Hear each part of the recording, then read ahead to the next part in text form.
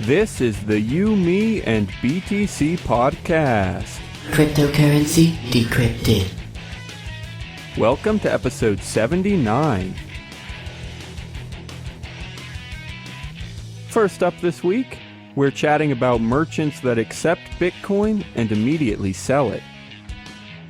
Are those retailers just using the Bitcoin community for profit? Should we still go out of our way to support them? Stay tuned for our thoughts on those questions and more. Then later in the show, we'll spend some time discussing the financial crisis in Greece. The nation is now officially late on loan payments, banks are closed, and citizens have extremely limited access to cash. We'll chat about what might come next and consider whether or not Greeks might start using Bitcoin as an alternative. Your hosts today are Tim Baker, John Stuart, and myself, Daniel Brown. Here we go.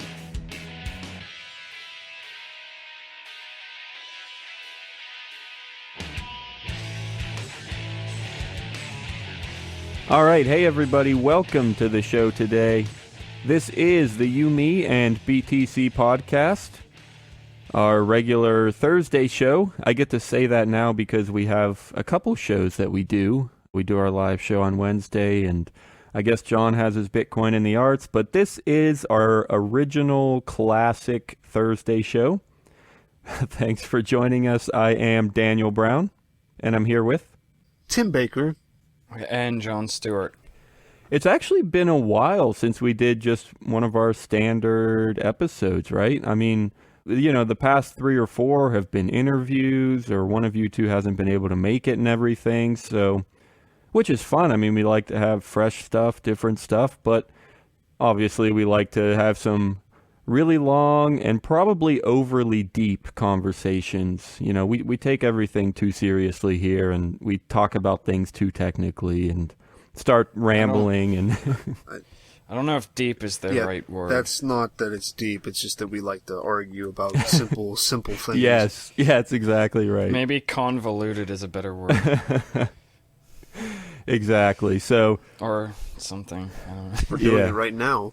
It's true. We're rambling on about how we ramble too much. So we're going to start the show today with an interesting conversation. I mean, hopefully it's interesting. I don't know where it's going to go yet, but we're going to talk about the whole idea of accepting Bitcoin and then converting it to cash, or actually the thing that really got me thinking about this, and we mentioned this briefly in one of our live shows, but I recently had a BitX Bitcoin debit card. And I mean, I'll just start by saying I loved it. I mean, I thought it was pretty cool. It's basically a credit card that is funded with Bitcoin. So, you know, I have my balance on BitX, and whenever I used the card, it would take Bitcoins out of my balance, convert it to dollars, and pay the merchant or whatever. And I liked that. It was cool. I liked being able to keep my money in Bitcoin, but to have access to it and to be able to spend it at any time.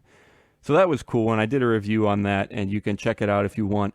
But then another thing I read in the last day or two kind of brought me back to this, and I want to talk to Tim and John about it and see what their thoughts are. I saw a post on the forums about somebody was asking, like, does anybody actually accept Bitcoin? And they brought up the fact that there are so many merchants out there, most of the merchants who accept Bitcoin immediately convert it to dollars. And he was just kind of wondering, like, is that legit? Does that even help the economy? Is it good? Is it bad? And I don't know. It's an interesting question. I mean, I'm all for it. Like, even if it's not as good as legit accepting Bitcoin and keeping it, it's still a huge boost to the economy to be able to use Bitcoin and things like that. But it is an interesting aspect, and honestly, I don't know what to think on the whole, and so I guess I'll just put it out here to Tim and John. Any thoughts at all on this? I mean, I can't imagine you guys would say that it is bad overall. I mean, I feel like you have to say it has to be a little bit good. if they're accepting Bitcoin, even if they are converting it. But do you see any drawbacks? Is it unfair? Is it kind of like conning Bitcoin people into spending their Bitcoin and then it's not helping anything? I don't know. Any drawbacks at all? Any thoughts? I just want to hear what you have to say, because this forum guy was asking, and I want to know the same kind of thoughts that anybody has. So go for it. Yeah, I know. I mean, I would obviously rather have them keep it, but I don't really care that much. And the thing is, like, I guess, like, in some ways I do spend Bitcoin to support the network, but a lot of times I'm just spending it because it's easier for me. And so... Yeah, that's completely true. It is easy. Like, why does it matter if everybody else is using it? Or if everybody else is not keeping it? Yeah. Like, I want to just use it. Like, I mean, yeah, sure, I want them to keep it, but if they don't, I still get to use it. Right. Actually, that reminds me, it was just last week, so it would have been episode 78, and Tim, you were there. We were talking to some of our friends who never really used Bitcoin, and one of them was asking, well, he was stuck on this whole investment thing. He's like, I don't know why I should trust it. I don't know what the price is going to be. And what I told him was like, okay, maybe there's risk in terms of the price. I mean, of course, who knows what the heck could happen. But if you're not worried about investing it, which I don't think most people should be unless you have a lot of extra cash, you also know what you're doing. Right, yeah, exactly. You got to know. Well, you don't have to know what you're doing. Just don't put money into something like Bitcoin. I mean, I'd say don't put your money into a lot of things that people put their money into, but don't put any money you can't afford to lose. Yeah, I totally agree. But I mean, anybody who's going to get screwed over by it probably shouldn't be doing it in the first place. Yeah. Yeah. I think that's completely right. And some people have made that mistake, especially when Bitcoin was at like 1,200 and whatever, and they lost money. But yeah. I mean, I'd say just using it in general for some people. Like Daniel, like you today, you sent me a transaction you didn't mean to send to me. Yeah. Yeah, that's true. I could just be like, oh, no, man, I didn't get anything. Yeah, okay, it is true. I mean, it just, you got to know what you're doing. You got to know how to use it. And it takes practice, or not really practice, but you just effort, I guess. And yeah, I screwed up a little bit today. Luckily, we figured it out. But where I was going with all that is just that he was worried about investing in the price and everything. And that's one aspect of it for a few people who might try and play the market. Whatever, go for it if you can afford it and if you want to. But what I said after that was just, it's not about making money. It's not about investing. It's just incredibly easy to use. It's so convenient, it's fast, and it's cheap. And I'm not even going to describe everything because it's really the super basics of Bitcoin. And we say it all the time, just the simple reasons why Bitcoin is great. And that's kind of what I think that's what you were sort of saying, John, is like, well, it's easy for me and I get to use it. Like, I don't care if you keep it, but if you let me use Bitcoin, I love that. And I think you were saying that of course is a good thing, right? Yeah. I mean, I do care if they keep it. Like, I think it's cool if they keep it, but that doesn't make it not good for me to be able to spend it if they don't keep it. Right. I guess that's what I'm saying. It's just like if they keep it, it's a bonus. If not, I still get to use it. Right. Yeah, I think that's exactly right. And an important thing to remember here is we've already said how investing in Bitcoin is a risk. It really is. No matter how much you love the ideas behind it, it's still the first iteration of its kind, right? It's the first cryptocurrency ever. So that alone means God knows what could happen to it. You know, we talked about capacity and everything, and whether they increase the block limit or not, both ways are risky and could crash the entire system, theoretically. And because it's risky, that helps you understand why these merchants can't afford to keep it. Yeah, it would be a bonus if they did, and we would like that, but just like we've been saying, you have to recognize that there's risk, and they do recognize that, and it's not one that they're able to take most of the time. It does kind of stink because we want Bitcoin to be more trustworthy and secure than it is. We hope that in the future people will come to trust Bitcoin. The block size will be hashed out. There will be more miners securing the network. Obviously, we hope that all that stuff will happen. But we have to say, and we have to remind people, even though we don't want to, we got to say that it's still new, it's still uncertain, and it is risky. Do you guys agree with that it is risky and the merchants are just trying to be careful? And I guess a better question might be, do you think it's more or less risky than the US dollar? Because that's really what the merchants are opting for instead. And we've said this before, the dollar itself is extremely risky when you look at debt and everything, but it also has a better history. It's also accepted by a whole lot more people, and this also stinks, but it's backed by the military and the United States' power and everything, and we don't like that, but it really does give it value. So any thoughts on that? Well, they're both running at the time, so I can't say which one's better. I like how Bitcoin looks a lot better. I like how it's built a lot better as far as not having $13 trillion worth of debt on top of the economy that's using it right then. So, but yeah, I understand why the merchants don't accept Bitcoin, that it's more volatile. And looking at the Bitcoin being volatile versus the dollar, because really no matter how dangerous the dollar gets to use, no matter how much debt there is, no matter how close it is to collapsing, there's kind of just some momentum to it. I think something that big that the merchants can't really accept anything else. Like, you can't just stop taking the dollar. Like, Mogi's going to try to do that, but most companies... Oh, yeah, I forgot about that. Like, you just don't do that because you're cutting yourself off from, like, literally, like, probably, like, 95% of the population. Right. Probably higher than that, probably, like, 97. I'd say 99. I don't know why I'm saying exact, but... Yeah, we don't know, but... I'd say 97. That exact All percentile. right. Okay. 97. Okay, I thought he was going to say something. He did say something. No, like, thank you, Daniel. Something edifying. Yeah, like something constructive. Unlike what I said. Well, I mean, I was basically going to say kind of the same thing. I think there's two main issues with them keeping Bitcoin. The one is that not enough of their customers are going to use it, and two, not enough of their employees want it.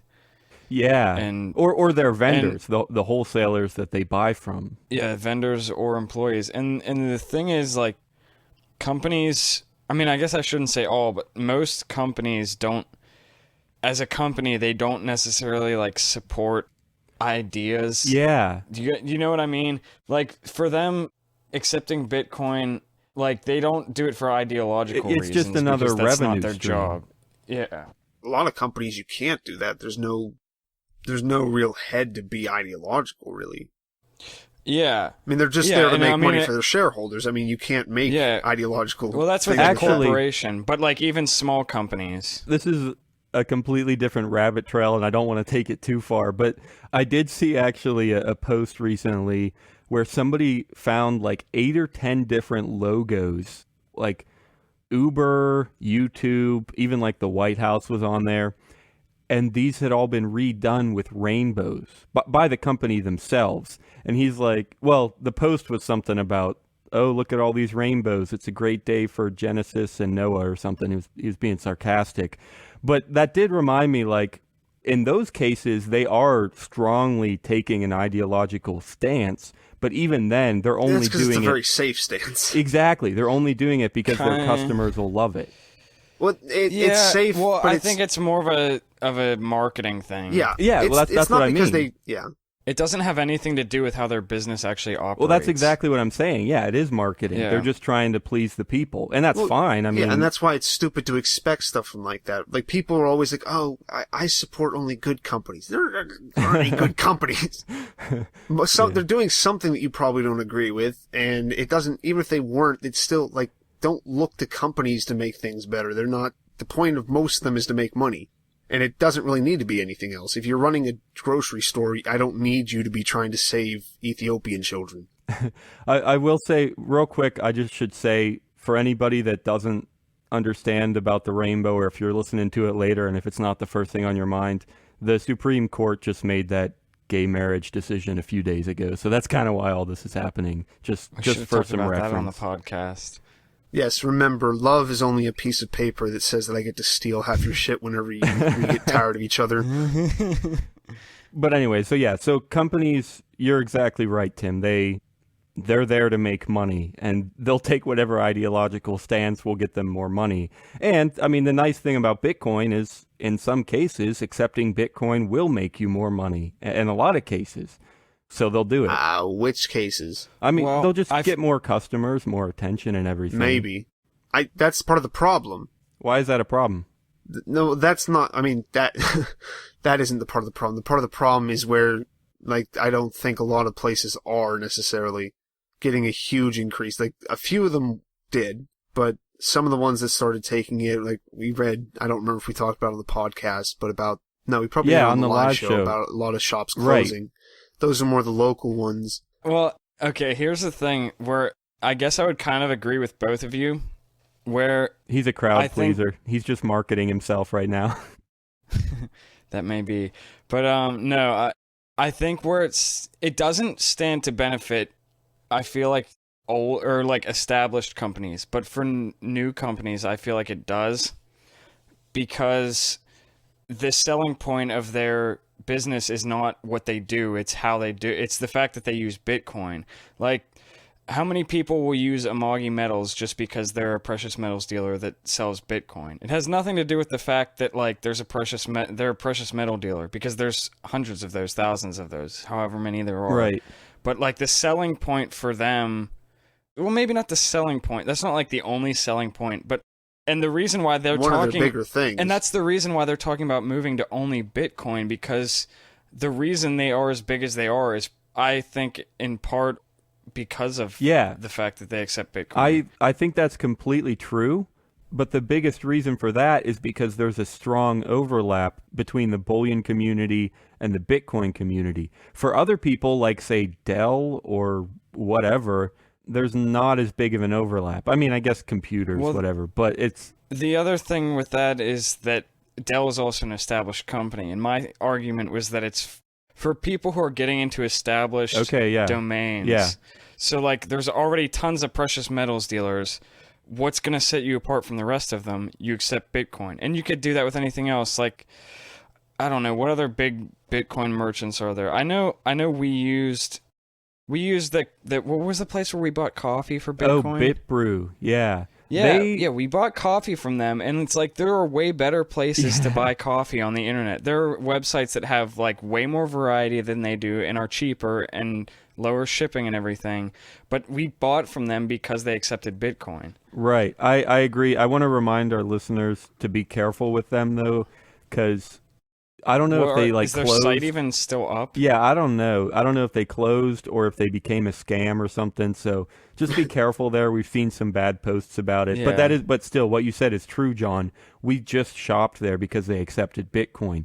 And we talked a week or two ago about the movie Dope, and they're accepting Bitcoins for tickets to that, and I'm still dying to see it just because I can pay Bitcoin. So, and another thing. See, I don't get like that. Another thing, I've mentioned this on the show before. I think I've said how I hardly ever pay for subscriptions to anything, but I think I've said that I would buy Pandora in a heartbeat if they accepted Bitcoin, and I was given the opportunity to... I didn't pay Pandora directly, but I paid somebody to buy me a Pandora gift subscription. I feel like the biggest goody two-shoes ever because I actually paid for music, and I'm not really sure who does that anymore ever, but Taylor Swift it. Fans. Well, actually, no, I love paying for music, but I do it on, like, Indiegogo and stuff where I actually am supporting the artist and I know what they're doing and I know what I'm getting in return. I don't pay for just whatever music. Anyway, so where was I going with that? The fact that, just the fact that I specifically pay for things because they accept Bitcoin. But you say you don't do that, Tim? You don't like that? You wouldn't do that? What are you... No, it's not that I wouldn't do it. And I guess I never really answered the question at first. It's that I don't get, like, particularly excited about it normally. Like, it's just like, oh, okay, it's easier than PayPal. But, like, I mean, that's fine. I don't get, like, mad at people for not accepting it, or I don't get more excited if they do, I guess. I don't know. It's not like Like, I've seen you get like happy, like really happy What do you mean? whenever they accept Bitcoin. Like, if you can buy something with it. I guess so. I guess one thing that I just want to mention also, and this is also completely related to accepting Bitcoin, I emailed a company that I use a lot. It's called Mount Baker Vapor because I love vaping and I buy pretty much all my juice there.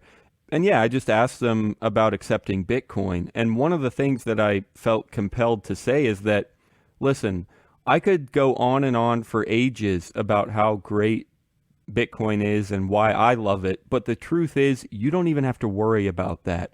There are companies out there, BitPay and Coinbase, who will immediately and for free convert it to dollars, and that's it. I mean, then you don't even have to worry about what Bitcoin is, how it works, or why it works. You can just sign it literally within less than a day. You could have it integrated with your whole system and start accepting Bitcoin, but getting it in dollars, and that's it. Now, I would love for them to keep Bitcoin, like we've been saying, but they don't have to, and I don't care if they do or don't. I mean, I do care, but I would rather they accepted Bitcoin and converted it to dollars than didn't accept Bitcoin, right? So, anyway. Well, I've told you before that I think that they might be interested just because, well, it's just kind of the same market, not really the same market, but a lot of people who are into I don't know. I kind of associate vaporizing with computers for some reason. I don't know why, because people, they don't smoke cigarettes as much. Yeah, not really computers. I would just say kind of technology. It's like innovative and everything. Is it innovative? Oh yeah, it's super new. It's just like Bitcoin. It's newer than Bitcoin. I mean, they had No, it's not. It's been around from the 90s. right. Yeah, No. I I know that, but I mean, it was really dangerous back no, I then, get but that, but it's just recently become a huge thing, and its growth curve, I think, is newer than Bitcoin's. Is I mean, that yeah, maybe innovative or trendy? okay. I think both. I think it became trendy, and so then all of a sudden there's so much money going into it, and they're trying to innovate because it hits the teenage market who they're already picking up cigarettes. So instead of cigarettes, like, I'm going to be smart, I just vape. So then they get hooked on vapes. yeah, I think Instead of cigarettes, where normally they smoke 2 cigarettes and are like, oh, it's bad. The vape's like, oh, it tastes like fruit. I'm not downing them. Like, as soon as anytime I'm by Daniel, I take it off him and I just have for yeah, hours. he'll take it out of my hands without even asking, or he'll just like wave his fingers and assume that I'm going to put it in his hand. But yeah, I think trendiness can easily lead to innovation, and I think that's what's happening in the vape market. Just because when something's trendy, there's money to be had, and that's when people are going to innovate. And that, that could happen with Bitcoin. Well, that's exactly what has happened with Bitcoin and all these merchants. It's trendy, and they don't want the Bitcoin itself, but because other people like it, sure, we'll accept Bitcoin, and because it's trendy and you like it, you'll use Bitcoin and buy stuff at my store. So it kind of is the same thing. Well, I think that's what they thought was happening. Well, right, I guess the reason that they're not a lot of people are dropping support for it is because it's not trendy. Yeah, I wouldn't say a lot of people are dropping it, but yeah, some are. It was the local shops, and I think that's because they put it up and you get that first initial surge of people being like, oh yeah, I'll support this. But Daniel, if a shop opened up like 5 minutes walk from my house that sold coffee or something like that, and they started taking Bitcoin, I'd still probably go there like, I mean, a maybe coffee once shop a that month. accepts Bitcoin, I'd go there every day. Well, I'd you don't work drink from there. coffee every day, do you? Yeah, I mean, like, I don't go out and pay for stuff enough like that. Like, it'd be different if it was like a grocery thing or something like that, but like, the places that are starting to accept it, like where you're ordering, I mean, I just don't go to them enough to even get excited about. Maybe Yeah, I would more. If I think Bitcoin, I agree with you. I wouldn't go out of my way, but like when I'm down in Oakland for like hours in a day, I'll get coffee there because I want coffee, and like if there was a place that accepted Bitcoin, I would go there instead of Starbucks or whatever. But yeah, I if you're gonna wouldn't get it anyway. drive down there to get it just because they accepted Bitcoin. I would get it rather than something else if I was already planning on buying it. Yeah, I know what you're both saying about just, especially with in-person stuff, it's harder to go out of your way just to support Bitcoin. And I'm probably a little different. I probably would go a little bit farther than you guys would. It's not even about it being hard. It's just I don't care. That's it. I mean, I would probably do it once, but I wouldn't make a habit. I think I would go farther than Tim, but you would go farther than both of us. Yeah, I think I would. And I mean, I guess there still has to be a limit somewhere if you're talking in person as opposed to on the internet. Well, because even on the internet, because sometimes it's like, I use it on purpose because I get a discount. It might be more expensive. Yeah, I don't use it if it's going to be more expensive. This actually brings us right back to the BitX debit card thing that I was talking about. Because that's something I mentioned quite a bit in the review is like, I love being able to spend my Bitcoin anytime, anywhere, and it's immediately converted and I don't have to think about anything. But there's like a 1% fee on every single transaction, which is hard when my regular credit cards pay me. And, you know, they pay me 1% back or even 5% back in some cases. Now, that's like right on the edge for me because like we've been saying, I really do like Bitcoin and I really do want to use it and support it. But for an extra 1%, that's like right smack on the edge for me. I can't decide if it's good or bad. And, you know, I might do it now and then just for fun. Probably not all the time.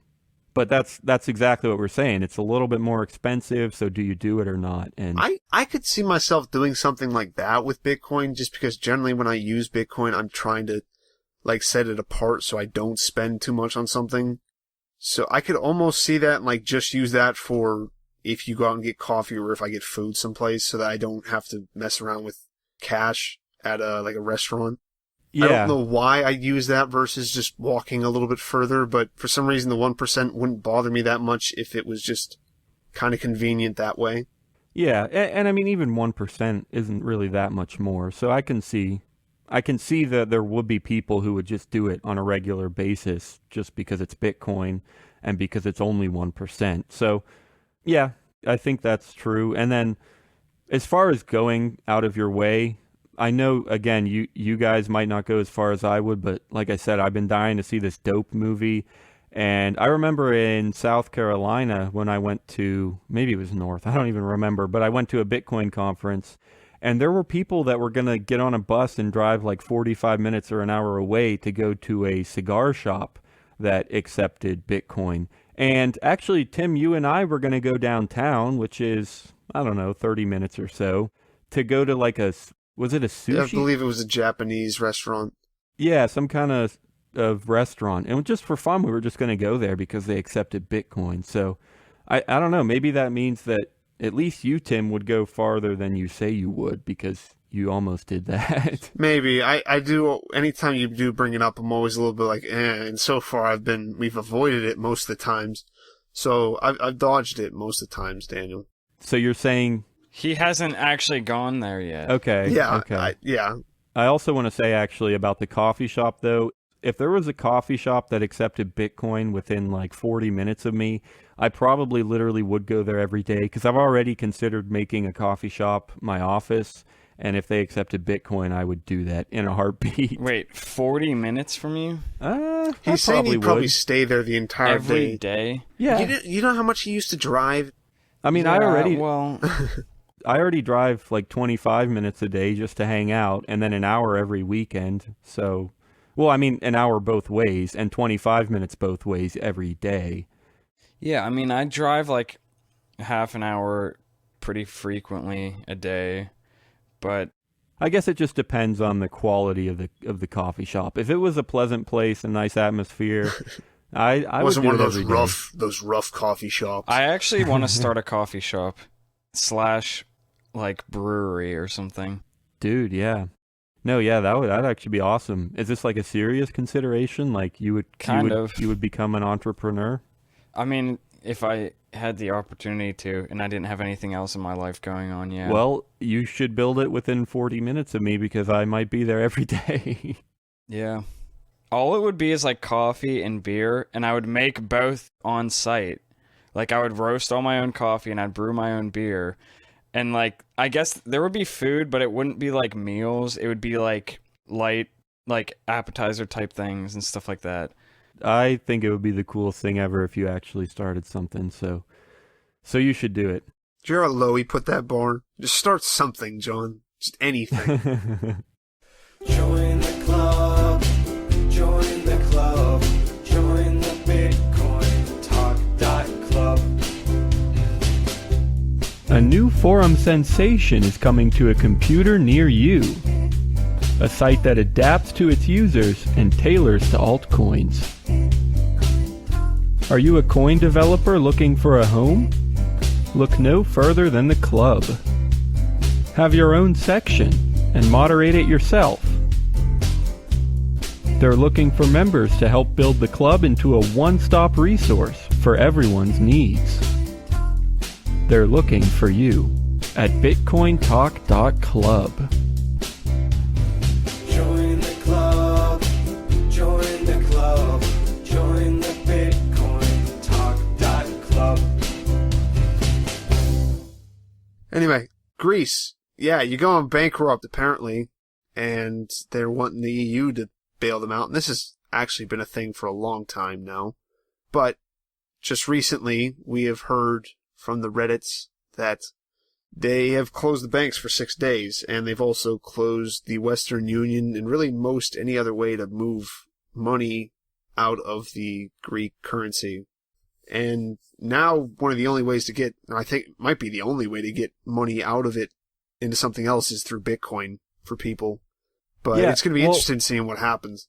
I don't follow any of this kind of stuff. I know I probably should, but I I don't haven't get how you followed don't this. just see it. I don't know, Tim. But I want to know, never like, see anything like what do you this. mean they're going bankrupt? Like, officially they're doing it, or like they're just failing? And I don't know enough about it and enough about terms as far What as do you like, mean, Tim? How do you not just see this stuff?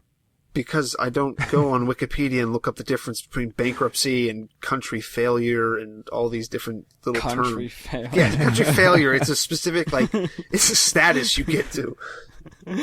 Yes! We're not failures. We're just going down right now. Country failure.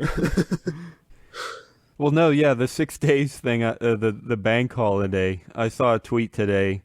It said something like, a bank holiday is the biggest euphemism ever because in the Great Depression, there were like 1,000 banks that never came out of the bank holiday and they just failed. So it's just a holiday. We'll have a good time. We'll relax for oh, no, you don't need money. Just don't worry about it. Don't worry You'll about it. be We've got to...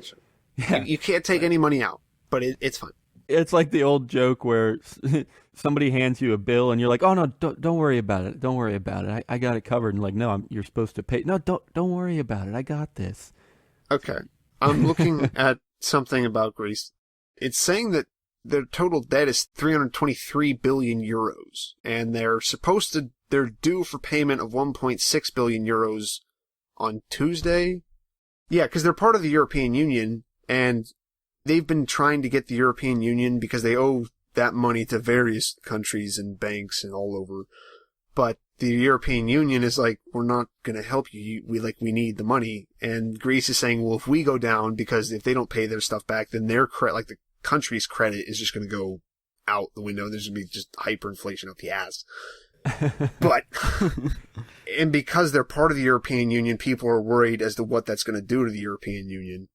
And that's what the European Union had to decide, and for right now, they're basically just going to let Greece go, I think, and see what happens there. Yeah, I read an article.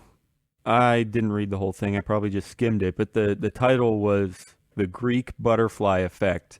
And they're just saying how this one country failing could lead to all kinds of other supposedly disasters. But we've joked a few times how we might, a financial crisis might not be that bad of a thing. We kind of just got to get it over with because there's no way we're escaping. You get it out faster than this. Like, you wait until it's 300. Well, I guess we've been putting it off. I mean, I think we're too high anyway.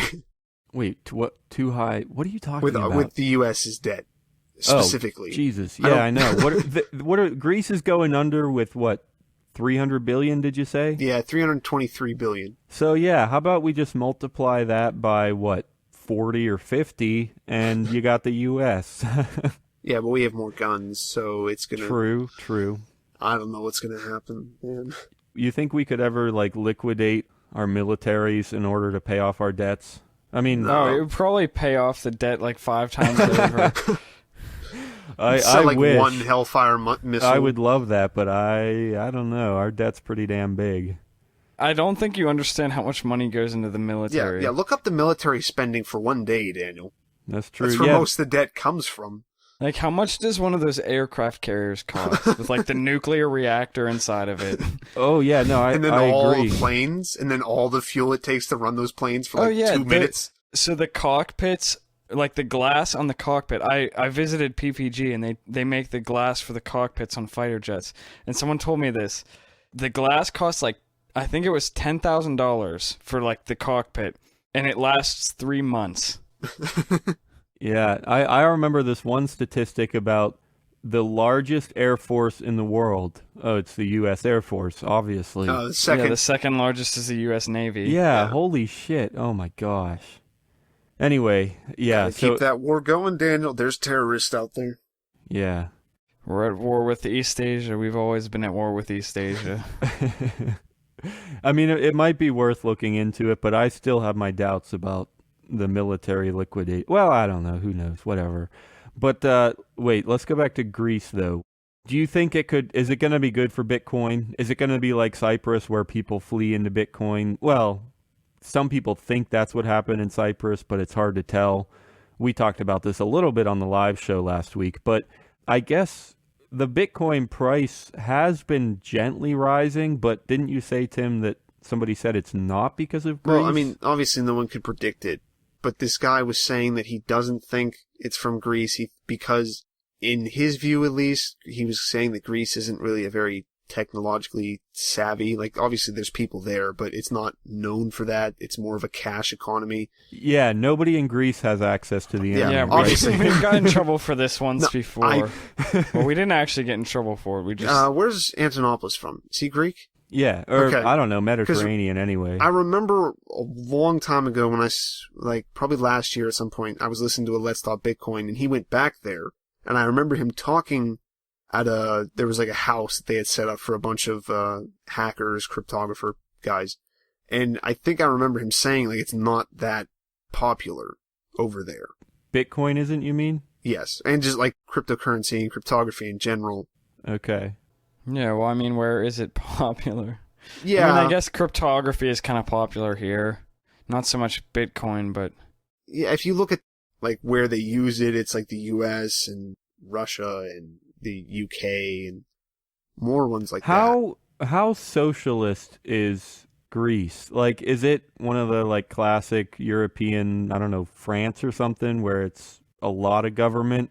Like, what's their, just on a scale of like, oh, this could be good, on a scale of Somalia to Spain, how socialist is? I don't know that rubric wait, at all. Somalia to Spain. That's What's that's Somalia? like an interesting rubric to. Yeah, I don't know.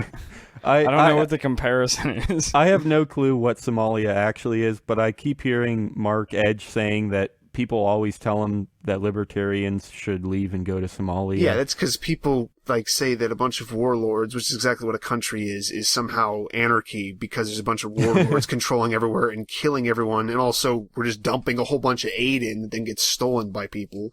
But yeah, I don't know. I remember when there was the crises, whatever, back in 2008, there was a lot of what's considered in the media far right. I mean, it's still socialist. It's just more of like a Nazi looking thing, very nationalistic. I know there was that was popular, but then they were also fighting a lot of the So Greeks are Nazis. possibly, All right. but and they were kind of clashing with the classic anarcho-communists, or just they call themselves anarchists with stupid baklavas and they break windows because somehow that stops corporations. Wait, baklava? What are you talking about? Balaclava. What? Not the dessert. Where is this going? I hope not. It's This is so bad. they put it across their faces. A mask? No, it's a uniform clothing. A uniform of clothing? Damn, you should just shut up. What the heck? Tim, are you drinking? It is an article of clothing. No, I'm not drinking. Oh, man. Okay. So, did you finish whatever the heck you were saying, Tim? It's probably better Yeah. if he doesn't. Something about Greece being throwing wind. Okay, There no, were whatever. two opposing sides in the problems they were having before the outbreaks of violence were between anarcho-socialists, communists, whatever, and more like far right, more closer to the Nazi kind of thinking. Okay, so Greece is like fairly quite a bit socialist. That's all I needed to know. So yeah, I guess I could see that kind of country where they're really nationalistic and everything. Maybe they're not huge fans of Bitcoin just because Bitcoin has nothing to do with the state, and the state's the only one that can help them, so why would we want Bitcoin? Yeah, I could kind of see just a general disinterest, but at the same time, if people's money is disappearing, they might come around pretty quick. Who knows? I mean, no, I don't think they will. Wait, are you being serious? I mean, like, Yeah. okay, so why not? I don't know. Why would they? Okay, I mean, yeah, you're right. People are stupid sometimes.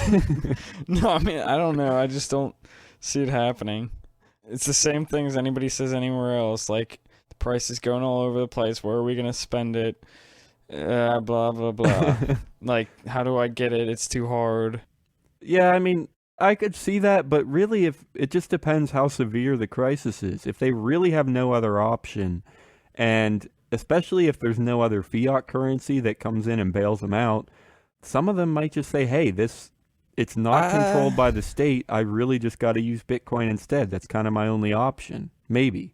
I don't know. The kind of stuff that people seem to be willing to let themselves get put through is like people seem to really not care about a lot of things. John's leaning half glass empty today. Well, no, I mean, he should. People don't. Yeah, I mean, agree like, with I don't know, like, just pick anything, like, in America, like Patriot Act or the TPP that just happened. Like, nobody really... Yeah. 90% of people, maybe even more... 97. We don't need to do percentages again, but, like, most people just... They're willing to put up with a lot of stuff. Yeah, I guess so. Because if it allows them to just not make any effort. Right. Okay, that I can definitely agree with that. Where if something takes effort, like Bitcoin, if it takes effort to get into, yeah, I could see there's a lot of people that just... Well, see, but the thing is, the reason they don't want to take that effort is because they're fine with the status quo. But with a crisis like this, they're not going to be fine with the status quo. Everything's going to be blowing up in their face. I guess what I'm saying is people can handle a lot more than we sometimes assume. Yeah, but don't you think that with a complete currency collapse... I mean, what are they talking about? All the people in third world countries where they're trying to bring iPads to teach them how to use Bitcoin, and all they do is just sell the iPad. Like, most people don't look at things like that in that way. It's mostly just like whatever they want to do at that moment. Yeah, but that's what I'm saying, though. This crisis, like, in the moment, they're going to see that Bitcoin is their only option if everything else is failing, don't you think? No. All right. Now John's seeing a half empty glass as 3/4 empty now. I mean, no, I'm not saying that you're just being blind. I'm just saying it's pretty strong pessimism, but I guess I actually do agree with you to a certain extent. I don't really think it's pessimism. Like, there's nowhere where people are, like, flocking to Bitcoin. Like, no country where it's been has anybody flocked to it. And, like, we just talked about the Cyprus thing. I don't know why it would be any different. Well, because Cyprus wasn't in the same position as Greece. I understand Daniel thinking it's going to be different, but at the same time, to most of the people there, I'm sure Bitcoin doesn't really look like a success thing. It looks like, I guess I could do this, but I could also buy a bunch of World of Warcraft tokens and sell those to people. Yeah, I know. Like, like, buy a bunch of... I guess that's the thing. Bitcoin doesn't look that amazing right now. It just looks like, oh, this is kind of that thing over there. Like, there's nothing glamorous about it that's going to attract them to it in the first place. Unless you're already interested in something like that. Unless you've looked at it enough. Yeah, I mean, people who so are already anymore. thinking about it, this might push them over the edge. But I don't see this being like a big, like, I don't think this is going to reach some critical mass or something. Okay. I think it'll probably push some people who are on the fence over, but, like, that's... Okay, so that could be a good way to put it is, you don't think it's going to help Bitcoin just completely and make it take off, but it's not going to hurt Bitcoin either, because there might be some people that will kind of get into it. So it's not going to make it explode, but it's not going to be the turning point.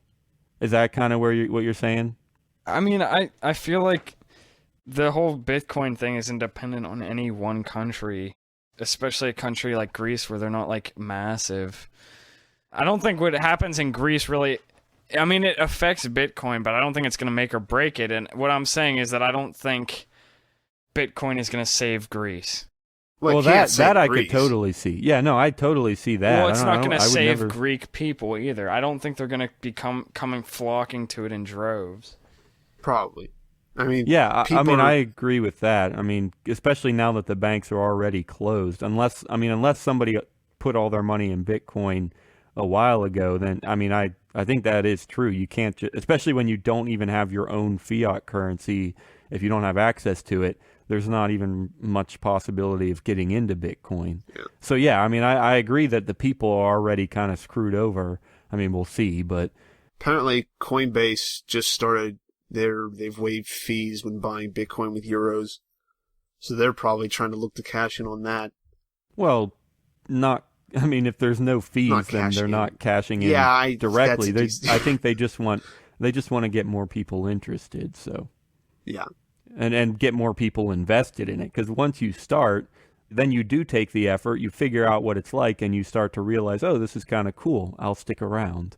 So yeah, it is kind of what you've been saying, John. They don't want to put in the effort, so Coinbase is saying, all right, we'll reduce the effort by a little bit and see what we can do. So part of it too, I think, is that Bitcoin, it just is more of an individual thing, where I think a lot of people, you hear even in America people talking about how, well, we need to fix the economy because we're all part of the economy. It's like you're thinking of saving the country. Most people don't have our viewpoint of saying, well, fuck it, I don't care what flag flies around here.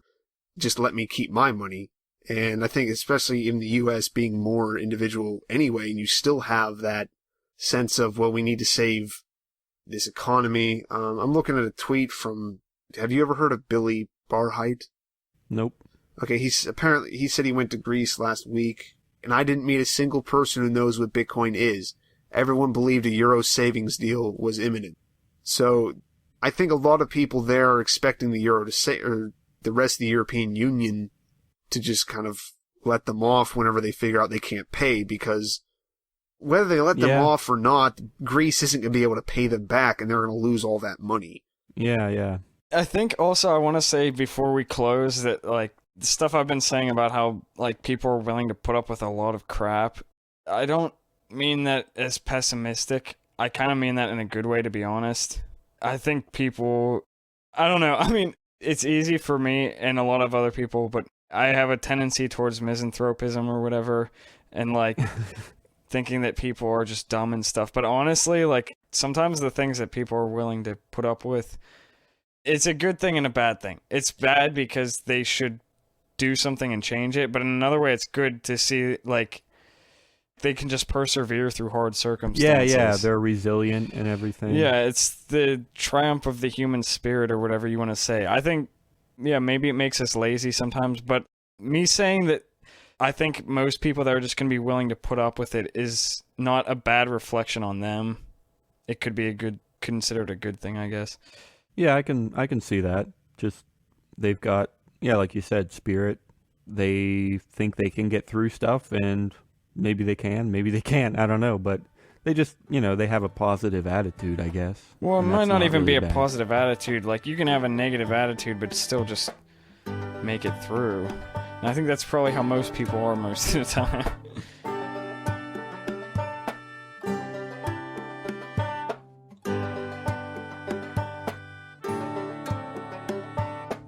Thanks for listening to episode 79.